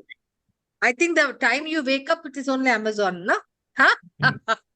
So, you know what is the statement? It's mind-boggling. You know what is the statement? I Value think statement? anywhere, Huh? anytime. Is it Pardon? anywhere, anytime? Exactly. Yeah. Anything, right from sewing needle to anything you can think of, anything except the moon. Huh? Anything, anytime. You get up at 8 o'clock, you can ask for it. 12 o'clock, you can ask for it. Middle of the night, you can. Anything, anytime, anywhere. Can you see? Anything, anytime, anywhere. So, even to fulfill this mission of anything, anytime, anywhere, can you imagine how much they must be differentiating with their processes? What kind of processes they must be having? You know, like logistics, supply chain management, right? Procurement. How? Now, also at competitive prices. The price point is absolutely. Why do you think I buy from Amazon? Obviously, I have a choice, and also I can buy at a least price. Quality. If I don't like the quality, at least in India, there is a restraint. But my daughter there, she doesn't like it. She will say, "Hey, no, this is useless. Give it away." You can just give it away. They will again then send you another new item. So that's a kind of a competitive advantage they have created by differentiating themselves that way. Walmart. Anybody can you tell me what is their competitive advantage and what is the differentiator for them? Availability of stores. Absolutely. If you go, I mean, here Walmart, I don't know in India, but if you go to US everywhere and at a low cost, but at a good quality, not the throwaway quality kinds, at a good availability. So how do they make it happen? Can you tell me how do they make it happen? Product excellence.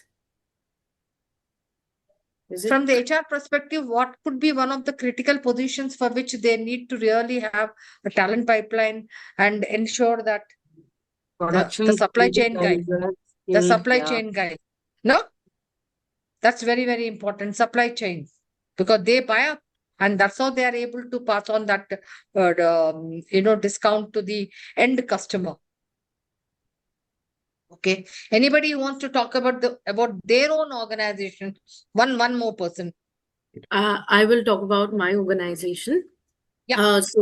My organization is ETG India, but I work for a particular vertical, which is like ETG Agro, which deals with pulses.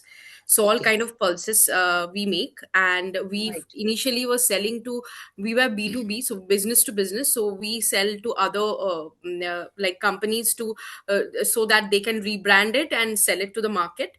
Right. However, right now we have entered into the retail sector where we are selling to Blinkit, Amazon with our own packaging. So Okay. this Okay. is how the business works. And Mm-hmm. the Mm-hmm. competitive advantage what we have is that in Kolkata we have the like Asia's largest pulse. This is Asia's largest pulse processing plant. So our Uh-huh. capacity is huge, and the production rate is higher. So like Okay. this could be like the competitive advantage that we have, that whatever Wow. amount a customer wants, we can produce them as we have the capacity. Okay, okay. So in your production processes, so that means from the HR perspective, ensuring that you have a Six Sigma, because the processes, SOPs, because if you standardize the processes, what happens? Productivity increases, no leakage, etc. So that if that is giving you competitive advantage from the HR perspective, you have to ensure that those processes, the people who drive those processes have the skill sets. And You with also me now? quality, yeah, also Yeah, quality is a yeah, essential part, because ultimately as it is a food industry, customer is very much conscious about the quality of the product. right, So that right. is where we can be a differentiator. Yeah. This is a learning point for everybody. See, she says quality. Now, from quality is something which operations or which is a business one. Now, how as an HRBP, how can I ensure that, or how can I actually ensure that my action can improve quality? Tell me, Suchana. Yeah, I so raised a first, point, right? yeah. Quality, you will typically tell, hey, quality, no, that is business. Jute ka quality acha hai, that is business. I am nowhere. I can only hire a person, I will train a person. But now you want to become suddenly strategic and say, no, I want to add value to business. Now, how will you add value to business? So there should be constant training for these quality people, not only quality people those are handling with the food. Like we have four stack training, we have HACCP training. So there are different type of training which is very critical for to this particular role, and not even the role, because we are handling with the food, and which is very crucial element, because if we produce anything which is not consumable, then it's a loss for the Okay. company. Can I So cut these short kind it? of training has to be. Yeah, I get. So I'm not, don't feel bad about it. So when I asked her this question of how can you be strategic and how as an HR person will you improve the quality, you jumped into saying I will do quality training. That's what we do, HR people. Arey, employee satisfaction low, let us do a survey or something, let us do a Sigma training. We jump into solutions. But have you understood depth of the problem? Where is the problem? What is the problem? I'm just saying. Are you getting me? So Correct. we have to understand, first of all, hey, what is the issue? Collect data. How many times is it reworking? Or how many customers are unhappy with my quality? What are those things? Why are they not happy with that quality? So what goes into it? Then you'll get a lot of things. You'll get the true picture. But because the business said this and I jump into training, like for example, let me just tell you, I want to increase the sales. So product guy is there, L&D guy is there. They have called a consultant also.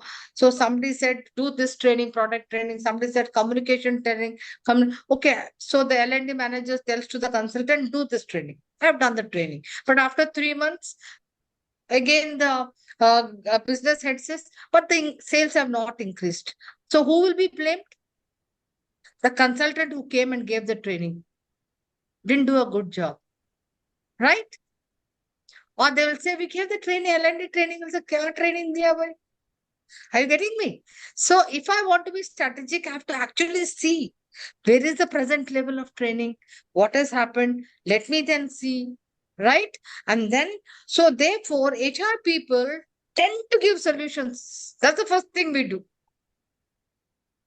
Don't mind me, Suchanya. No, no, I'm just absolutely. giving You are you correct as on an this thing.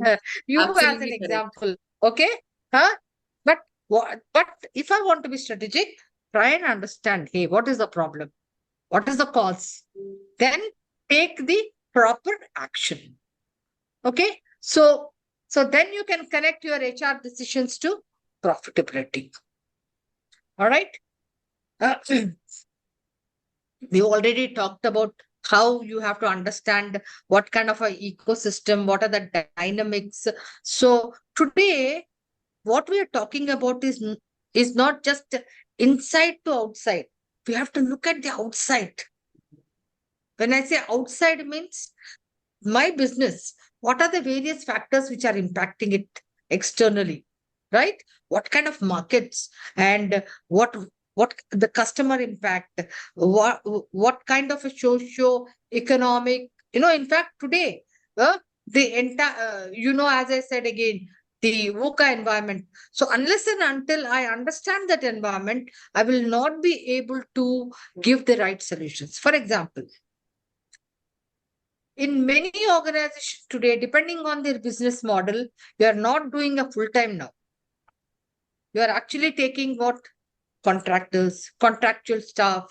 You're also doing what? Like, for example, Amazon, those people who come and deliver, huh? Gig stuff, right? Depending on the number of parcels you are giving.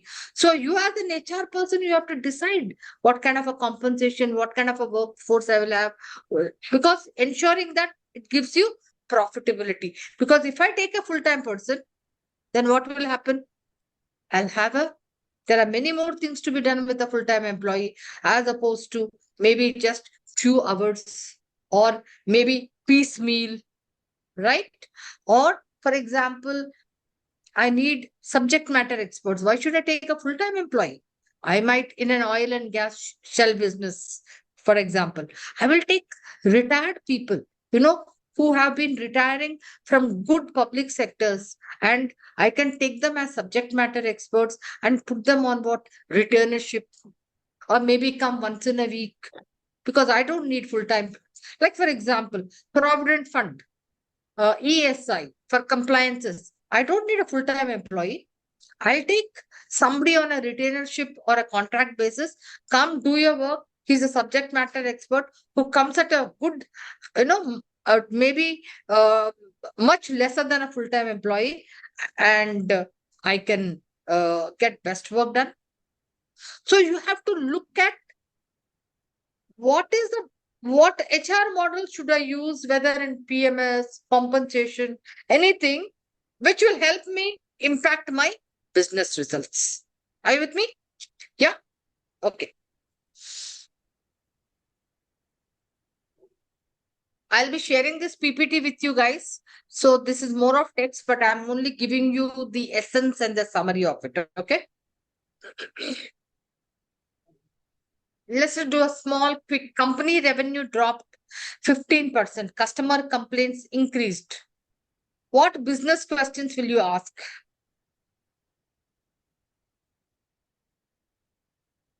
And what HR levers could impact this?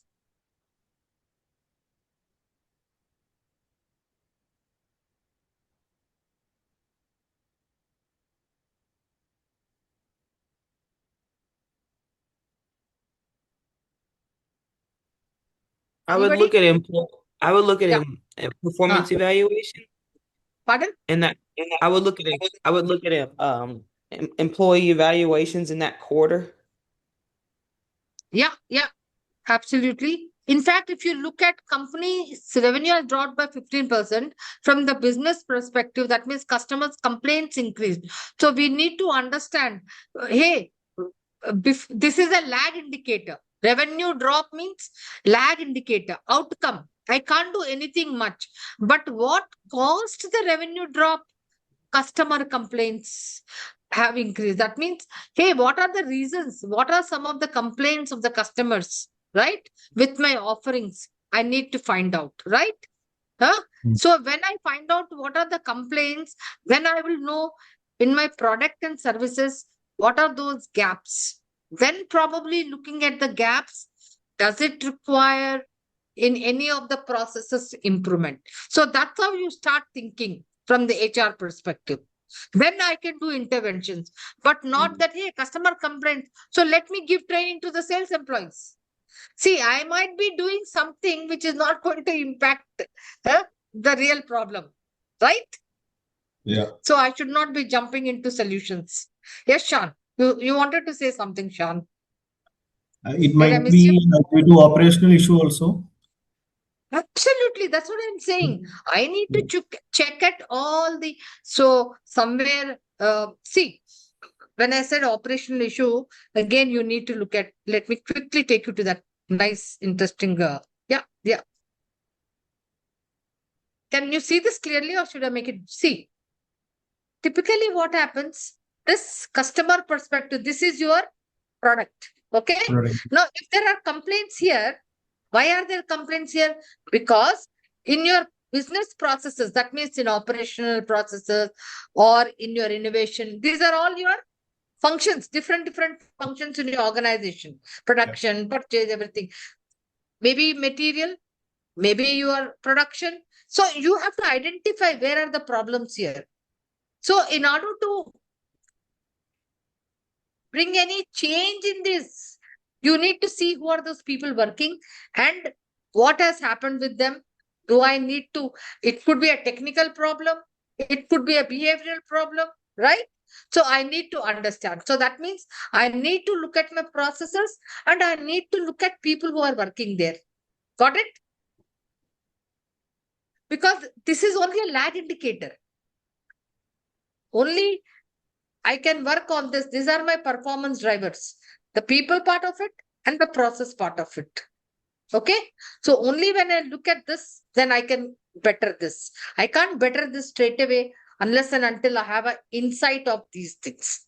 Okay, Sean, you are absolutely right. Operational problems. So I need to check where is it. Okay. Yeah, got it.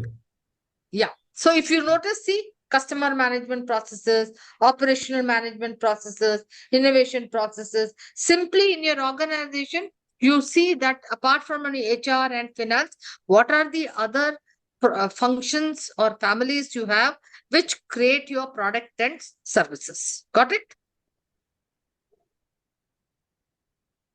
We will be doing at length data literacy and a lot of predictive analytics in the next, the third session. Okay.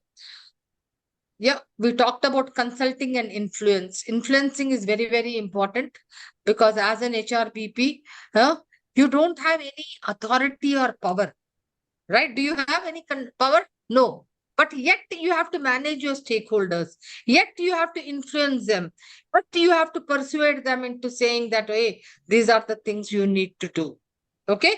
So if you want to do that, as I again stated, don't jump into solutions. Okay. You have to, first of all, understand the problem like a consultant, like when a consultant comes and what does the consultant do? Tell me typically.